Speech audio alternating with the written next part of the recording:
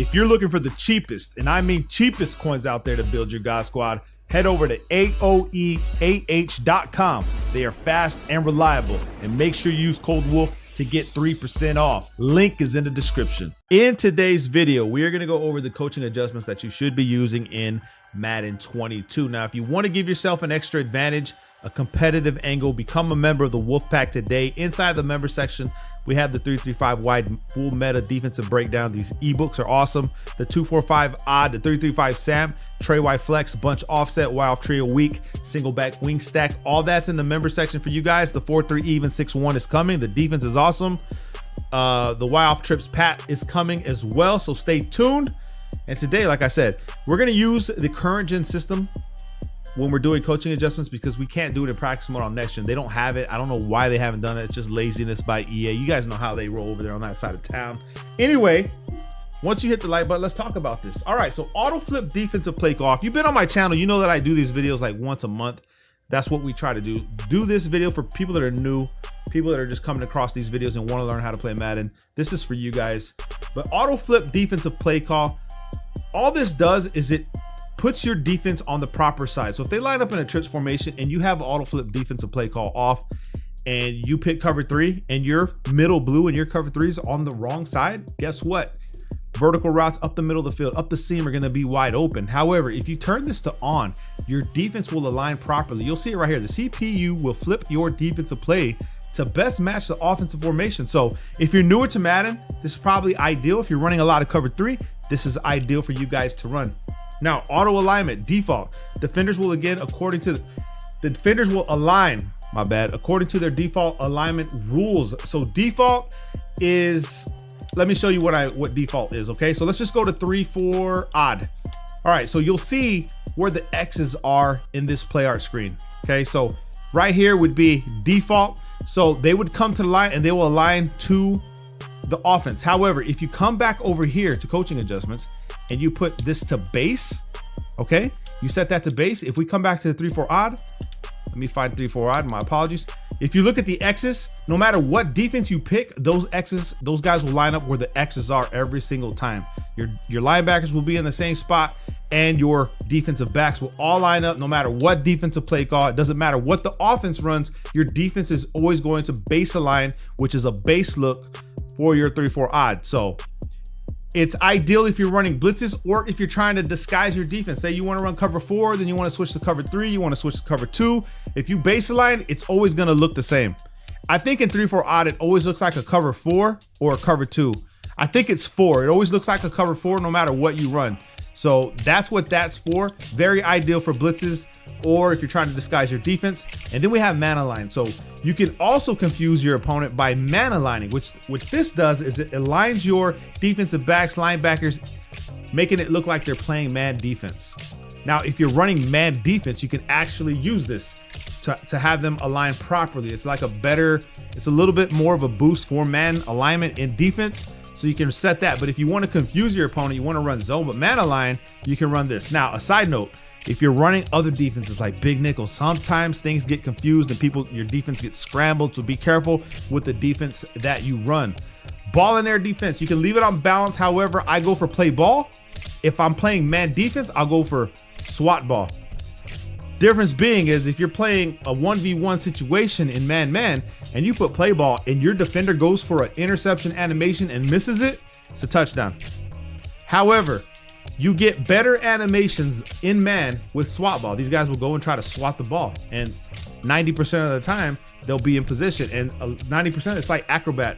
These guys will jump and do crazy animations to swat the ball. So in man defense, I would do this. In zone defense, I would put play ball. As far as play receiver, I don't ever use that. It's play ball and SWAT ball.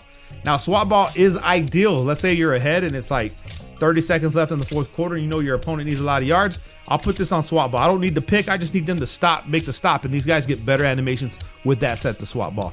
So that's that. Cornerback matchups, man defense, you want to go ahead and hit it by speed. You can do by height in the red zone. So red zone is by height.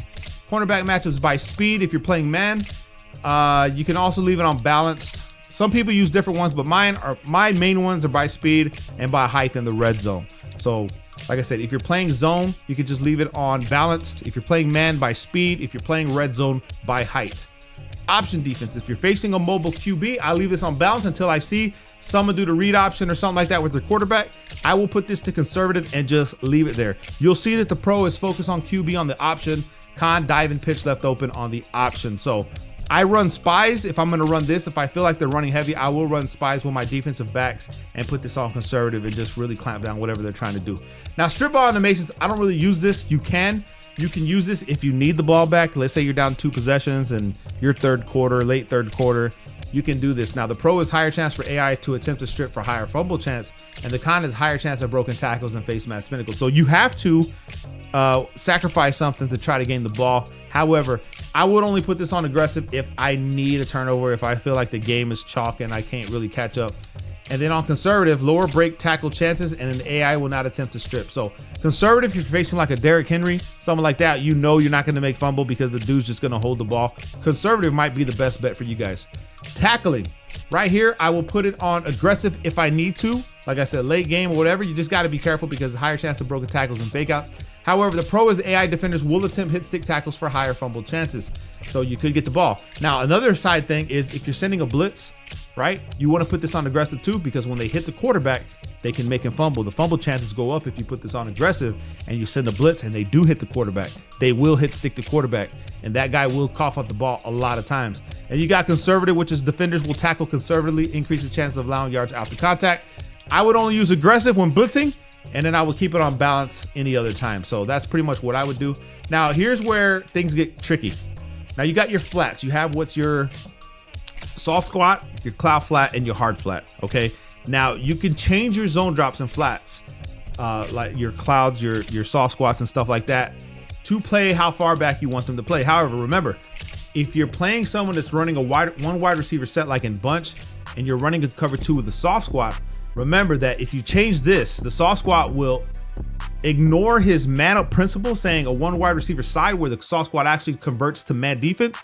If you do that, right, and if you have a soft squat and you put this to 5, then guess what? He's only going to play 5 yards back.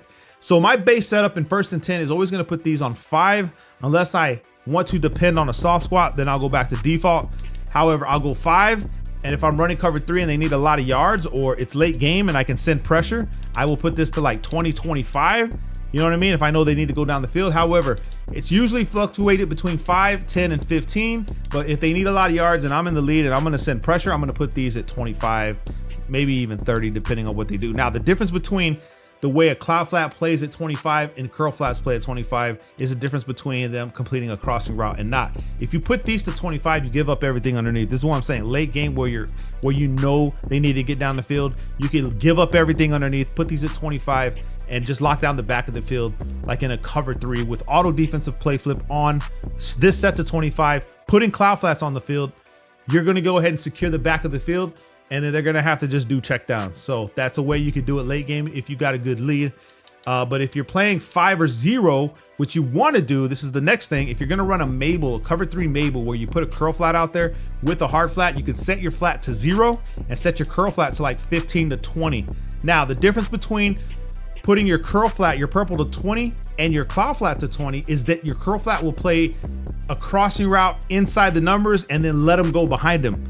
If you put your cloud flat to 20, he's going to play outside the numbers and he's going to play that cloud flat. Now, if your cloud flat is coming from the line of scrimmage like a linebacker, he's not going to play it that far back. Okay, he's just not. However, if you have a defensive back that's supposed to play a cloud flat that's sitting in the backfield that's going to a cloud flat, then he will play it. So just remember that. Zone drop hooks, if someone's hitting you with angle routes and stuff like that, you want to set this to like 5. Okay, if you're having a mobile QB or someone's just like throwing a bunch of drags, put this to 0. A lot of people like to use 10 and 15 with hooks.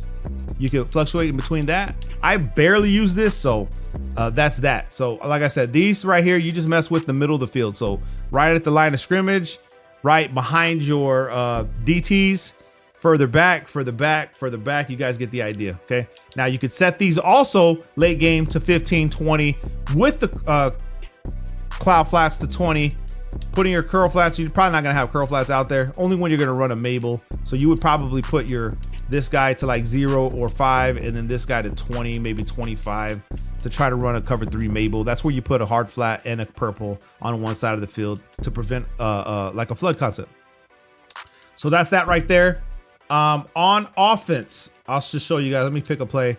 On offense, typically I leave deep pass catching alone, intermediate pass catching alone, blocking alone, and I only mess with ball carrier. If you're in the red zone and you need to score a touchdown, you may want to put this on aggressive, so you'll see higher chance of triggering auto break tackles, but you do increase your fumble chances. So make the R1 button your friend when you're running this on aggressive. I will only run this in the red zone if I need to score a touchdown and I don't want to pass the ball. I'll put that on aggressive.